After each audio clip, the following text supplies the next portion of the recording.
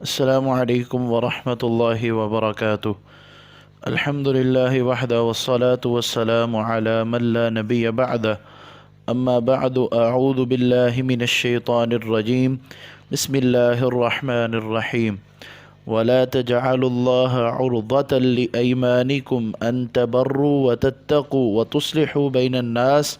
والله سميع عليم۔ لا يؤاخذكم الله باللغو في أيمانكم ولكن يؤاخذكم بما كسبت قلوبكم والله غفور حليم۔ ولا تجعلوا الله، اور نہ تم بناؤ اللہ کو، عرضتاً اس طرح نشانہ، عرضہ میں نے نشانہ، اور تم اللہ کو اس طرح اپنی قسموں کے لیے نشانہ نہ بناؤ، ایمان قسمیں، ان تبرو یہ کہ نہ تم نیکی کرو، وتتقو اور یہ کہ نہ تم تقوی اختیار کرو، وتصلحوا بین الناس اور یہ کہ نہ تم لوگوں کے درمیان اصلاح کرو۔ ان تبرو مطلب اللہ تبرو ولا تتقو ولا تصلحوا بین الناس، تم اللہ کو اپنی قسموں کا نشانہ، اپنی قسموں کا اس طرح نشانہ نہ بناؤ کہ تم نیکی کے کام، تقوی اور پرہیزگاری کے کام اور لوگوں کے درمیان اصلاح اور صلح والے کام کرنا چھوڑ دو۔ اس طرح تم اللہ کو اپنی قسموں کا نشانہ نہ بناؤ، اور اللہ سننے والا جاننے والا ہے۔ اس آیت میں مسلمانوں کو یہ کہا جا رہا ہے کہ تم قسم اٹھاتے ہو اس بات کی کہ تم کوئی نیک کام نہیں کرو گے، تم تقوی اختیار نہیں کرو گے، تم لوگوں کے ساتھ صلح نہیں کرو گے، لوگوں کے درمیان اصلاح پیدا نہیں کرو گے، تو ایسی قسمیں نہ اٹھاؤ۔ ہاں کوئی قسم، رسول اللہ صلی اللہ علیہ وسلم نے اپنے صحابی کی تربیت کرتے ہوئے فرمایا، جن کا نام عبد الرحمن بن سمرہ تھا، کہ اگر تم کوئی قسم کھاؤ اور تم یہ دیکھتے ہو کہ اس قسم کا جو غیر ہے، یعنی غیر قسم، جس چیز کی تم قسم کھا بیٹھے ہو، اس کام کے علاوہ جو دوسرا کام ہے وہ کرنا تمہارے لیے بہتر ہے، تو تم اس بہتر کام کو کرو۔ اور اگر قسم، جس کام کو نہ کرنے کی تم نے قسم اٹھا لی ہے، جس کام کو نہ کرنے کی تم نے قسم اٹھا لی ہے، جبکہ اس کام کا کرنا تمہارے لیے بہتر ہے، تو تم اپنی قسم کا کفارہ دو اور وہ کام کر لو جس کو نہ کرنے کی تم قسم اٹھا چکے ہو۔ یعنی قسم کھانے کے بعد انسان دیکھتا ہے کہ غیر قسم اس کے لیے بہتر ہے، تو وہ اپنی قسم کا کفارہ دے اور وہ خیر کا کام کر لے۔ اسی طرح اگر کوئی شخص یہ قسم اٹھاتا ہے کہ وہ خیر کا کام نہیں کرے گا، لوگوں کے درمیان اصلاح نہیں کرے گا، پرہیزگاری تقوی اختیار نہیں کرے گا، تو وہ شخص اپنی اس قسم کو توڑ دے، اس قسم کا کفارہ ادا کرے۔ قسم کا کفارہ ادا کرنے میں قسم کا کفارہ یہ ہے کہ بندہ 10 مسکینوں کو کھانا کھلائے، یا پھر ان کو لباس پہنائے، یا پھر ایک غلام آزاد کرے۔ اگر یہ سب نہیں کر سکتا تو پھر 3 دن کے روزے رکھے۔ یہ قسم کا کفارہ ہے۔ نیکی کے کام سے رک جانے کی قسم انسان کھا بیٹھا ہے، تو وہ قسم انسان کو توڑ دینی چاہیے اور قسم کا کفارہ ادا کرنا چاہیے۔ اسی طرح صدیق اکبر رضی اللہ تعالی عنہ مصطح بن اثاثہ کا خرچ دینے سے رک گئے تھے، اس وجہ سے کہ اس نے ان کی بیٹی سیدہ عائشہ ام المؤمنین سیدہ عائشہ رضی اللہ تعالی عنہا پر الزام لگایا، تو انہوں نے قسم اٹھائی تھی کہ میں مصطح بن اثاثہ پر خرچ نہیں کروں گا۔ تو اللہ نے سورہ نور میں فرمایا، الا تحبون ان یغفر اللہ لکم، کیا تم یہ پسند نہیں کرتے کہ اللہ تمہیں بخش دے؟ صدیق اکبر نے فرمایا، کیوں نہیں، میں یہ پسند کرتا ہوں کہ اللہ مجھے بخش دے۔ پھر اگلا یہ حکم ہوا، فاعفوا واصفحوا، معاف کر دو، درگزر کر لو۔ تو صدیق اکبر رضی اللہ تعالی عنہ نے درگزر کیا، معاف کیا، اور جو قسم اٹھا بیٹھے تھے اس قسم کا کفارہ ادا کیا۔ یعنی انسان کی وہ قسم جو اس کو خیر کے اور نیکی کے کام کرنے سے روک رہی ہے، تو انسان کو چاہیے کہ اپنی اس قسم کا کفارہ ادا کرے اور غیر قسم کو پورا کرے۔ واللہ سمیع علیم، اور اللہ سننے والا ہے، جاننے والا ہے۔ لا یؤاخذکم اللہ باللغو، اللہ تمہاری لغو قسموں کا مواخذہ نہیں کرے گا۔ لا یؤاخذکم اللہ باللغو فی ایمانکم، نہیں مواخذہ کرے گا اللہ تمہارا باللغو، بے قصد قسموں کا بے قصد فی ایمانکم تمہاری قسموں میں، یعنی تم ارادتاً اگر کسی بات کی قسم نہیں اٹھاتے تو اس کا مواخذہ نہیں ہوگا۔ مثلا کہ ایک بندے کی جیسے عادت ہوتی ہے واللہ تعالیٰ باللہ قسمیں اٹھانے کی، بات بات پر اللہ کی قسم اللہ کی قسم اللہ کی قسم، یعنی وہ ارادتاً یہ قسم نہیں اٹھاتا بلکہ اس کی یہ عادت ہے کہ وہ یہ قسم اٹھاتا ہے بغیر کسی مقصد کے، جو قسم اٹھاتا رہتا ہے یہ اس کی ایک عادت بن چکی ہے۔ تو اس کے حوالے سے یہ حکم ہے کہ ایسی قسموں کا اللہ مواخذہ نہیں کرتے۔ وَلَٰكِن يُؤَاخِذُكُم بِمَا كَسَبَتْ قُلُوبُكُم، لیکن اللہ جو مواخذہ کرتے ہیں ان قسموں کا مواخذہ کرتے ہیں جو تمہارے دلوں نے کمایا، یعنی جو قسم تم دل کے ارادے کے ساتھ اٹھاؤ گے اس قسم کا مواخذہ ہوگا۔ ایک انسان جان بوجھ کر ہوش و حواس میں اور ارادتاً وہ جھوٹی قسم اٹھاتا ہے تو ایسی قسم کی خوب پکڑ ہوگی۔ ایک انسان اپنی بات کو منوانے کی خاطر جھوٹی قسم اٹھا رہا ہے تو ایسی قسم کی پکڑ ہوگی اور اللہ کے ہاں انسان سزا کا مستحق ہوگا۔ سابقہ آیات میں ہم پڑھ چکے ہیں وَيُشْهِدُ اللَّهَ عَلَى مَا فِي قَلْبِهِ وَهُوَ أَلَدُّ الْخِصَامِ، اللہ نے اس ایسے بندے کا ذکر کیا جو کہ صفات شنیعہ کا حامل تھا، بری صفتوں کا حامل تھا۔ اس کی یہ عادت تھی کہ وہ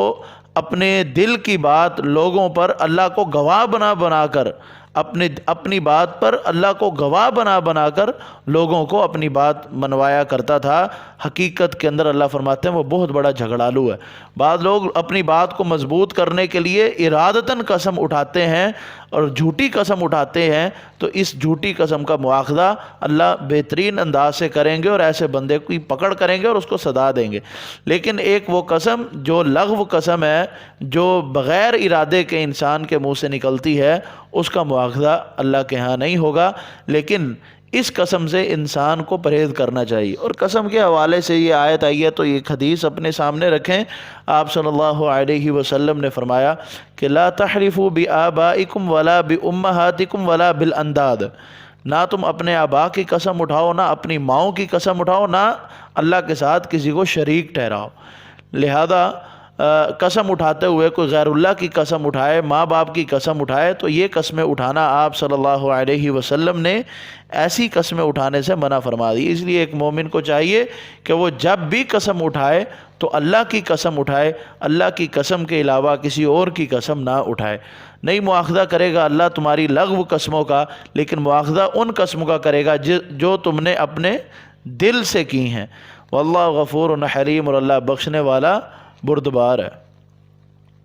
تحمل والا ہے۔ للذین یؤلون من نسائہم، اب یہاں سے عورتوں کے کچھ مسائل اللہ سبحانہ وتعالی ذکر کر رہے ہیں۔ فرمایا للذین یؤلون من نسائہم تربص 4 اشہر، ان لوگوں کے لیے، ان مردوں کے لیے جو الا کرتے ہیں اپنی عورتوں سے، تو ان عورتوں کے لیے کیا ہے؟ تربص، انتظار کرنا ہے، 4 اشہر، 4 مہینے۔ فَإِن فَاءُوا، پس اگر ان کے مرد لوٹ آئیں، فَإِنَّ اللَّهَ غَفُورٌ الرحیم، تو یقیناً اللہ بخشنے والا مہربان ہے۔ وَإِنْ عَزَمُوا الطَّلَاقَ، اور اگر وہ طلاق کا ارادہ کرتے ہیں،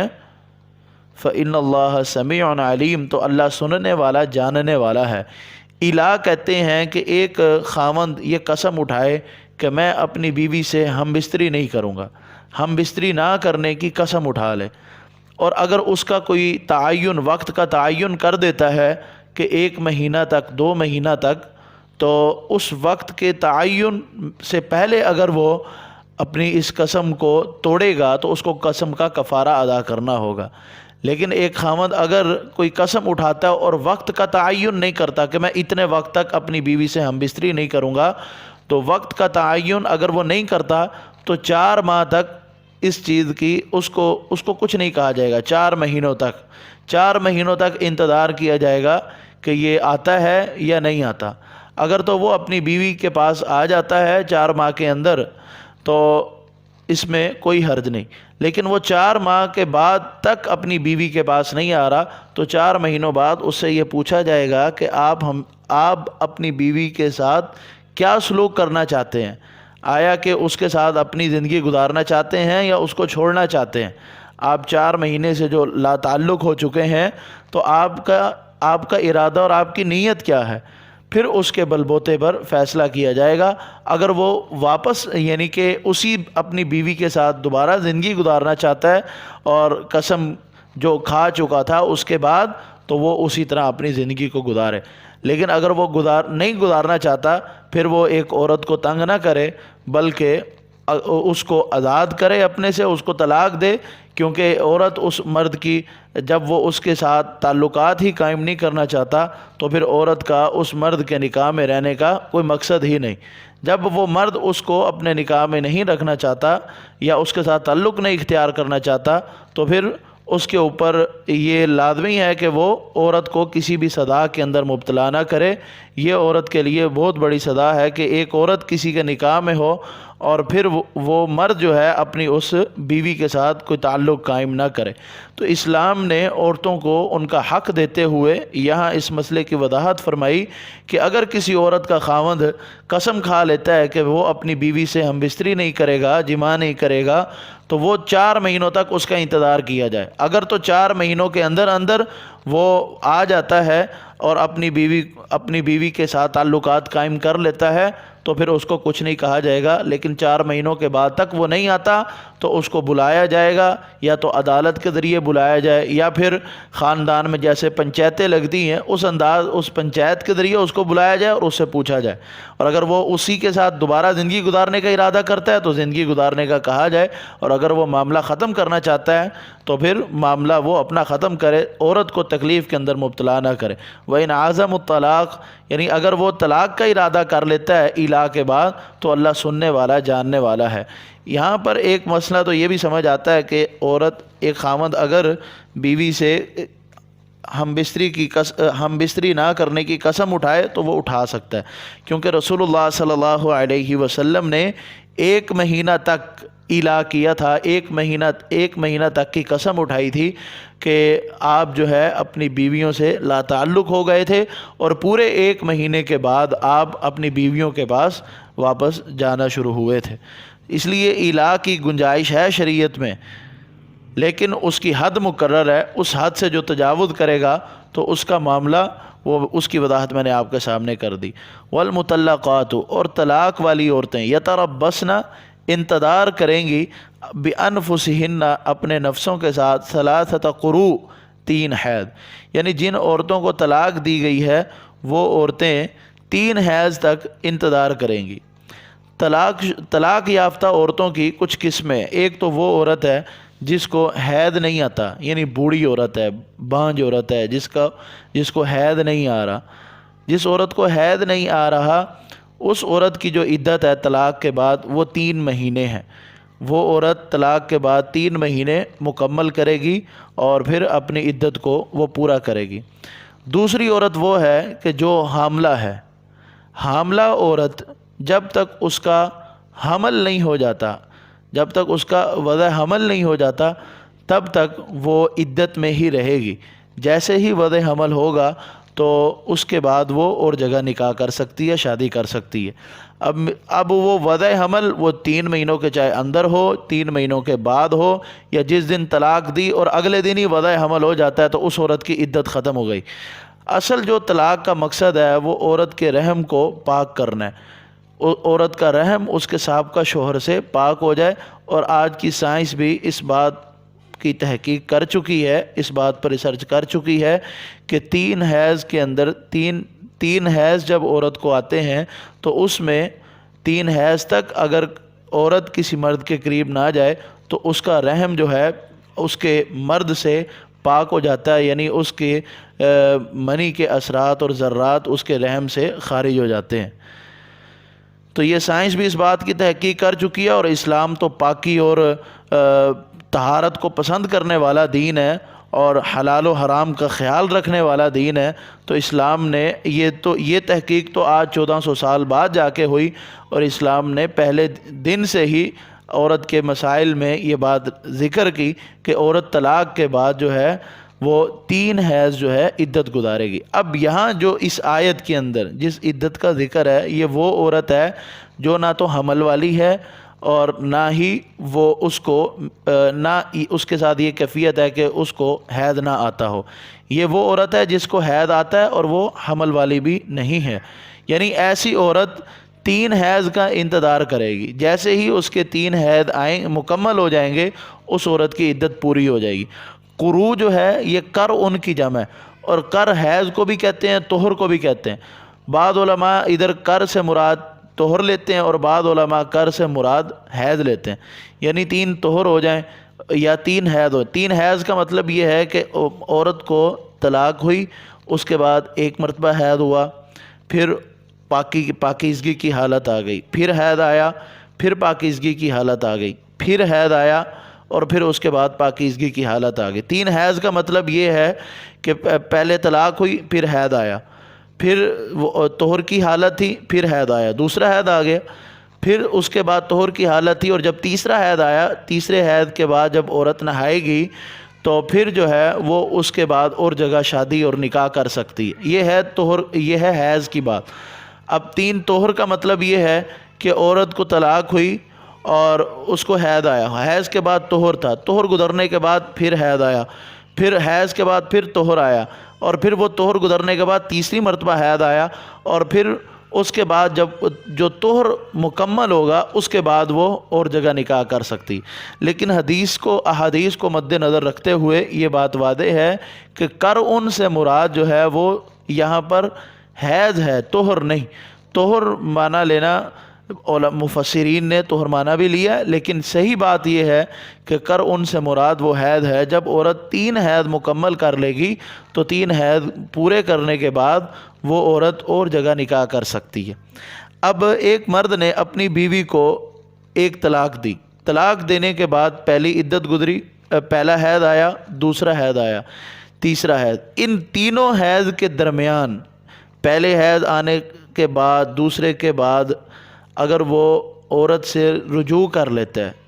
تو وہ مرد جو ہے رجوع کا حقدار ہے۔ وہ جس وقت بھی ان 3 حیض کی مدت سے پہلے اگر مرد رجوع کر لیتا ہے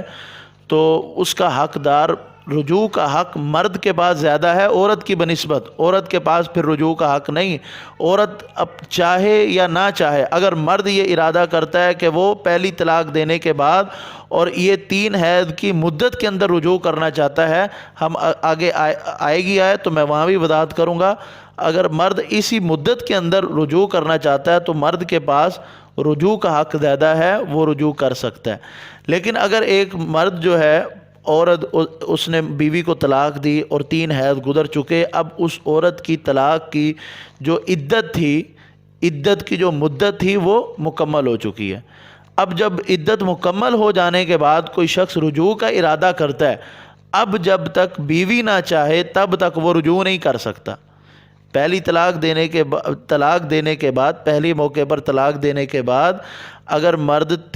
3 حیض کے درمیان رجوع کا ارادہ کرتا ہے تو عورت کی بنسبت مرد زیادہ حق رکھتا ہے کہ وہ رجوع کرے، اور جب مرد یہ چاہتا ہے کہ میں رجوع کرتا ہوں تو عورت کو چاہیے کہ وہ اپنے خاوند کی اتباع کرتے ہوئے اس کی بات کو مانے۔ لیکن جب 3 حیض گزر چکے ہیں تو اب عورت کے پاس یہ حق زیادہ ہے۔ اب عورت اپنی مرضی سے اگر چاہے تو وہ اس خاوند کے ساتھ رہنا چاہے، کیونکہ اب عدت گزر چکی ہے، مکمل ہو چکی ہے، اب نئے نکاح اور نئے حق مہر کے ساتھ وہ اس خاوند سے دوبارہ نکاح ہوگا۔ لیکن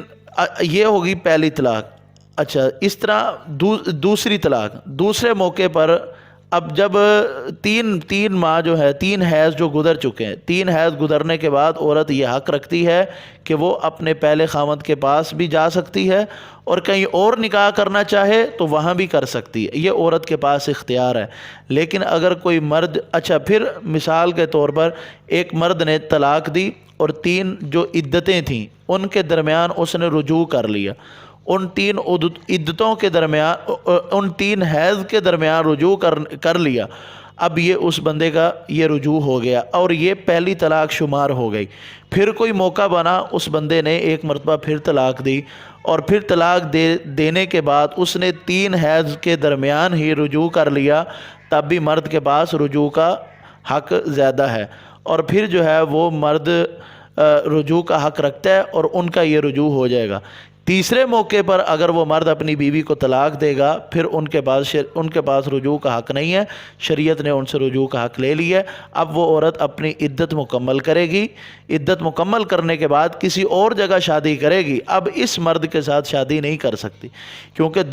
دو چانسز ہیں، الطلاق مرتان۔ میں آگے آنے والی جو آیات ہیں میں ان کا خلاصتاً جو ہے وہ مفہوم آپ کے سامنے رکھ رہا ہوں کہ طلاق 2 مرتبہ ہے۔ ان 2 مرتبہ میں، یعنی 2 مرتبہ کا مطلب یہ ہے کہ 2 مرتبہ مرد کو یہ حق حاصل ہے کہ وہ رجوع کر سکتا ہے، اور اگر 2 سے زائد یعنی تیسری مرتبہ اگر مرد رجوع کرنا چاہے تو رجوع کسی بھی صورت میں نہیں ہو سکتا۔ یہ کچھ مسائل تھے، اگلی آیتوں کی یعنی مختصر میں نے ان کو بیان کیا ہے۔ فرمایا والمطلقات، اور طلاق یافتہ عورتیں انتظار کریں گی اپنے نفسوں کے ساتھ 3 حید، ولا یحل لہن، اور ان عورتوں کے لیے یہ حلال نہیں ہے، ان یکتمن، یہ کہ وہ چھپائیں، ما، اس چیز کو، خلق اللہ، جسے پیدا کیا اللہ نے، فی ارحامہن، ان کے رحموں میں،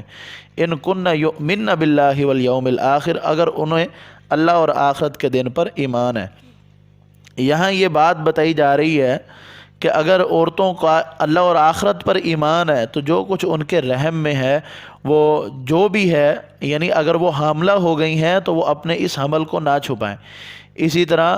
وہ ان کے جو حید ہیں ان کو بھی وہ نہ چھپائیں۔ یعنی ایک عورت اپنی عدت کو وعدے نہیں کرنا چاہتی تو جس کی وجہ سے وہ اپنے حید چھپاتی ہے، ایسا بھی نہ کرے، حمل بھی نہ چھپائے اور حید بھی نہ چھپائے اگر اس کا اللہ پر اور آخرت پر ایمان ہے۔ وَبُعُولَتُهُنَّ أَحَقُّ بِرَدِّهِنَّ،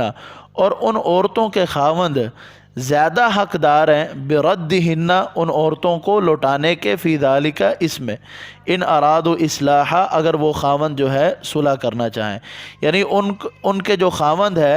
اس مدت کے اندر اپنی عورتوں کی طرف رجوع کر سکتے ہیں، اور یہ رجوع کرنے کے زیادہ حقدار ہیں اگر وہ اپنی بیویوں سے ملاپ کرنا چاہتے ہیں۔ اب یہ جو بات میں پہلے کہہ رہا تھا کہ 3 حیض جو ہیں اس کے اندر مرد کا حق زیادہ ہے، مرد اگر رجوع کرنا چاہے تو بیوی کا یہ حق بنتا ہے کہ وہ اپنے خاوند کی اتباع کرے، اور جب یہ مرد جو ہے وہ رجوع کرنا چاہتا ہے تو بیوی کے جو رشتہ دار ہیں ان کا بھی یہ حق نہیں بنتا کہ وہ اس معاملے کو ختم کریں۔ جب وہ خاوند خود اپنے گھر کو بسانا چاہتا ہے، غلطی تو ہر انسان سے ہو سکتی ہے، جب اس نے اپنے معاملے پر غور کیا، سمجھنے کے بعد، افہام تفہیم کے بعد اس نے یہ فیصلہ کیا کہ میں دوبارہ اپنی زندگی اپنی اسی بیوی کے ساتھ گزاروں جسے میں پہلے طلاق دے چکا ہوں، تو اس میں کسی کا یہ حق نہیں بنتا کہ وہ رکاوٹ بنے اور ان میاں بیوی کے مسئلے کو خراب کرے۔ لہذا جب خاوند یہ چاہتا ہے کہ وہ اپنی بیوی کی طرف رجوع کرے اور اس کو دوبارہ اپنے نکاح میں ہی رکھے تو پھر کسی کا حق نہیں بنتا کہ وہ اس کو روک سکے، بشرط یہ کہ وہ رجوع کا حق جو ہے وہ 3 حید ہی ہے، اگر وہ ان 3 حید کے اندر رجوع کرنے کا اور ملاپ کا ارادہ رکھتا ہے۔ اس کے بعد اللہ فرماتے ہیں وَلَهُنَّ مِثْلُ الَّذِي عَلَيْهِنَّ بِالْمَعْرُوفِ، وَلَهُنَّ، اور ان عورتوں کا حق خاوندوں پر، مثل، مانند، الذی، اس حق کے ہے، مانند اس کے جو خاوندوں کا حق ہے، علیہن، ان عورتوں کے ذمے، وَلَهُنَّ، اور ان عورتوں کا حق خاوندوں پر، مثل الذی،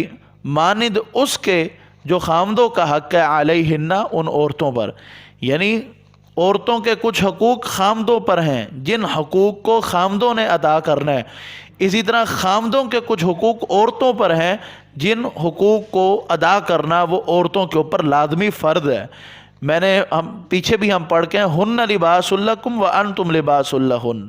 ایک کہ مرد جو ہے وہ بیوی کا لباس ہے اور بیوی جو ہے وہ اپنے مرد کا لباس ہے، اسی طرح مرد کے کچھ حقوق ہیں اور وہ حقوق کیا ہیں کہ وہ اپنی بیوی کے نان و نفقہ کا خیال رکھے، اس کے اخراجات پورے کرے، اس کی ضروریات زندگی پوری کرے، اور اس کے جو بچے پیدا ہوئے ہیں ان کی ضروریات پوری کرے، اور جس حد تک حدیث میں آتا ہے کہ جب تو کھانا کھا تو اپنی بیوی کو کھانا کھلائے، جب تو لباس پہن تو اپنی بیوی کو لباس میں رہے، یعنی ایک مرد کو جس طرح خود بھوک محسوس ہوتی ہے اسی طرح اس کی بیوی کو بھی بھوک محسوس ہوتی ہے، وہ اپنی بھوک میں اپنی بیوی کا بھی خیال رکھے، اپنے لباس میں جس طرح خود اس کو لباس کی ضرورت ہے اسی طرح اس کو چاہیے کہ اپنی بیوی کے لباس کا بھی خیال رکھے۔ بیوی کی ضروریات زندگی کو پورا کرنا یہ خاوند کے اوپر حق ہے، اور پھر خاوند کی ضروریات کو پورا کرنا یہ بیوی کے اوپر حق ہے۔ رسول اللہ صلی اللہ علیہ وسلم نے فرمایا کہ 3 بندے ایسے ہیں کہ جن کی نماز ان کے کانوں کے اوپر ہی نہیں جاتی، کیونکہ نماز کی قبولیت کا نماز تو تب ہی قبول ہوتی ہے اللہ کی بارگاہ میں جب نماز اوپر جائے۔ کانوں سے اوپر جانے کا مطلب یہ ہے کہ اللہ کے پاس اس کی نماز پہنچتی ہی نہیں۔ تو اس میں آپ صلی اللہ علیہ وسلم نے فرمایا ایک وہ عورت ہے کہ جب اس کا خاوند رات گزارتا ہے جبکہ اس کا خاوند اپنی بیوی سے ناراض ہوتا ہے، یعنی عورت کا یہ حق بنتا ہے کہ وہ اپنے خاوند کو ناراض نہ کرے، اگر وہ اس کو ہم بستری کے لیے بلاتا ہے تو وہ اس کو انکار مت کرے، کیونکہ آپ صلی اللہ علیہ وسلم نے یہ بھی فرمایا کہ وہ اگر خاوند عورت کو یہ حکم دے کہ وہ 2 پہاڑوں کو، ایک پہاڑ کو اٹھا کر وہاں پر رکھے اور اس پہاڑ کو اٹھا کر یہاں پر رکھے، اگر خاوند بیوی کو یہ بھی کہے نا کہ یہ پہاڑ اٹھا کے وہاں رکھ تو بیوی کے اوپر یہ لازم ہے کہ وہ پہاڑ بھی اٹھا کے رکھے۔ اب یہ بات کرنے کا مقصد یہ تو نہیں کہ خاوند نے کہنا کہ چل بھئی احد کا پہاڑ یہاں سے اٹھا کے اب آگے لے کے جا، کہنے کا مقصد یہ ہے کہ کوئی بھی بات ایک خاوند جب اپنی بیوی سے کرتا ہے، اس کو کسی کام کے کرنے کا کہتا ہے تو بیوی کا یہ حق بنتا ہے کہ وہ اپنے خاوند کی اتباع کرے، اپنے خاوند کی اطاعت و فرما برداری کرے۔ اور آپ صلی اللہ علیہ وسلم نے فرمایا اذا صلت المرأة خمسها وصامت شهرها واطاعت بعلها، جب عورت نماز پنجگانہ کی ادائیگی کرے، رمضان المبارک کے روزے رکھتی ہے اور اپنے خاوند کی اطاعت کرتی ہے تو اس کو قیامت کے دن کہا جائے گا کہ تو جنت کے جس دروازے سے داخل ہونا چاہتی ہے تو داخل ہو جائے۔ یہ عورت کو اعزاز ہے اس وجہ سے کہ وہ اپنے خاوند کی اتباع و فرما برداری کرتی ہے۔ آپ صلی اللہ علیہ وسلم نے فرمایا کہ آپ نے عید کے موقع پر عورتوں کو خطبہ دیا اور خطبہ دیتے ہوئے آپ نے انہیں کہا کہ میں دیکھ رہا ہوں کہ جہنم کے اندر تمہاری کثرت بہت زیادہ ہے، تم صدقہ و خیرات کیا کرو تاکہ تم جہنم کے عذاب سے بچ جاؤ۔ تو آپ سے پوچھا گیا اللہ کے رسول ہماری کثرت کیوں ہے؟ آپ نے فرمایا تکثرن اللعن وتکفرن العشیر، کہ تم لعنتیں بہت کرتی ہو، لعنتیں بات بات پر لعنتیں دیتی ہو اور اپنے خاوند کی ناشکری کرتی ہو۔ عورت کے اندر یہ عادت ہے کہ وہ لعنتیں بہت دیتی ہے، بعض اوقات بچوں پر ناراض تو بچوں کو بھی لعنتیں دینا شروع کر دیں، برا بھلا کہنا شروع کر دیں، کبھی اپنے اوپر لعنتیں دینا شروع کر دیں، کبھی کسی کے اوپر لعنتیں دینا شروع کر دیں، اور خاوند کی جو ہے نا نافرمانی کرنا، یہ چیزیں ایسی ہیں جو عورت کو جہنم کی طرف لے کے جاتی ہیں۔ جس طرح شریعت نے عورتوں کے حقوق بنائے ہیں اور ان کی ادائیگی مردوں پر لازمی ہے، اسی طرح مردوں کے کچھ حقوق بنائے ہیں اور ان کی ادائیگی جو ہے وہ عورتوں پر لازمی ہے۔ وَلَهُنَّ مِثْلُ الَّذِي عَلَيْهِنَّ بِالْمَعْرُوفِ، ان عورتوں کا حق خاوندوں پر مانند اس کے جو خاوندوں کا حق ہے ان عورتوں کے ذمے، بالمعروفی دستور کے مطابق، معروف طریقے سے، جیسے مردوں کو حق عورتوں پر ہے ویسے ہی رواج کے مطابق عورتوں کا حق مردوں پر ہے، اور اللہ غالب ہے، حکمت والا ہے۔ چلیں اتنا کافی ہے، پھر آگے پھر مزید ہم پڑھیں گے۔ اگلی آیات کی کچھ وضاحت تو آج کے سبق میں ہو گئی ہے، باقی پھر انشاءاللہ کل کے سبق میں کریں گے۔